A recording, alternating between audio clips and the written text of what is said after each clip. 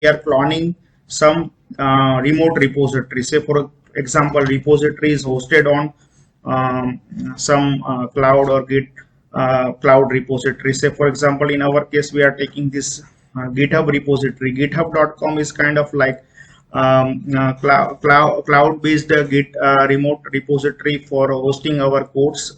So GitHub.com is very good third-party vendor to host our code, and there are many lot of open source project and many private repository hosted on github.com. That is a cloud-based repository, Git repository. Okay, so for I am demonstrating git clone command. Git init we already covered. So now I am cloning. I already have one repository set up on github.com. So this is my repository. Just for a demonstration purpose, only one file added over there. So what I am taking is I am taking this Git repository this repository URL. And there are two ways, like HTTP based URL or SSH based URL. I already set up the SSH key of my system onto the GitHub, so it will directly clone it. Otherwise, if we do HTTPS, it will ask for a password. Okay, I'm skipping those steps for now, but I'm cloning this repository, so I will show you clone command now. This clone command, git clone. Okay, so I'm going to Git tutorial previous another folder that instead of project one we are using before. So I'm cloning this repository in here. So let me git clone that.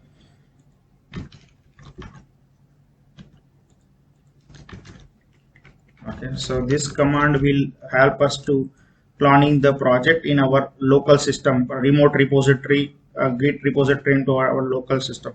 So we are cloning projects, like someone tell you like this is the repository URL, you have to clone in your local. So you can do git clone, then your repository URL. So whatever URL, whatever the repository name, that those folder will be created, and code will be cloned in that particular folder. If you want to give specific folder name, then you can able to give here after repository URL. Okay. So now already this is cloned. So we can go to the that particular folder, git tutorial demo. Okay, cd git tutorial demo. Let us check. Yeah, so git tutorial demo 1. Okay, so you can see like there is a one folder created with master branch in that. Sorry, that main branch, because Git is default creating a main branch instead of master. So we have this main branch, and we have one file in that readme.md, that same file we already having. Okay, so that way we use the git clone command to clone the remote repository. So this all command we already covered. This is the command to check the remote branch. So say for example, if we are doing here git branch, it will give a local branch. Okay, if we do git checkout -b and we are creating new branch, say for example new task 1, so it will if we do git branch, it will show two branch, local branch as well as remote branch. But if we do git branch -r, means it will show remote branch. Okay, so you can see like these are the remote branch, origin main. So that is, it is showing only remote branch. If we do a, it will show both the branch, like these are the local branch and these are the remote branch. Okay, so if we do git branch, that will show only local branch. So this -r and -r will give remote branch and -a will give all branch. So this is the remote. If you want to fetch a remote branch list, this -r will help with the git branch. Okay, so these are some that relevant command. This pull and push is also kind of like, say for example, we created a one new branch, new task 1, and we did some changes into that. If we want to push it, then we can do git push. First time when we are doing pushing any branch which is not existing on remote, then we need to git push -- set upstream, then whatever origin is, and we need to add that branch name. Okay, so git push -- upstream, then origin, and then particular branch name. So that was the task 1. So it will push those branch. Okay, so you can see like now this branch is pushed to origin.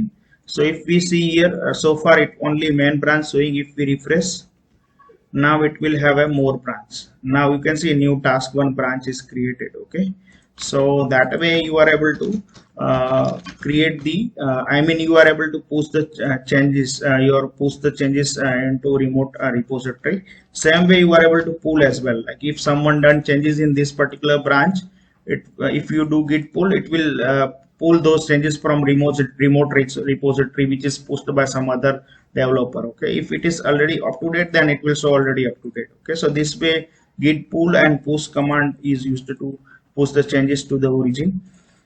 Okay, say for example, if you want to remove this new task one branch from this remote repository, in that case this command will help to you. Git push origin dash dash delete. Okay, um, so this command will you need to give branch name here, new task one. Okay, so git push origin dash dash delete new task one, so that will delete branch from remote repository only. Okay, so you can see like this deleted. So if we do git branch, it will show in the local, but if you refresh over here, right now it is showing, but if you refresh here, new task one branch will not show. Okay, so this is removed. So this command will help you to remove the remote repository branch. Okay, and github.com is also a good platform to host your repository source code, and this is also giving many more options, advanced level option to implement your CI/CD workflow and many things, as a like GitHub Actions and more of those things, more of options available in the GitHub. Okay.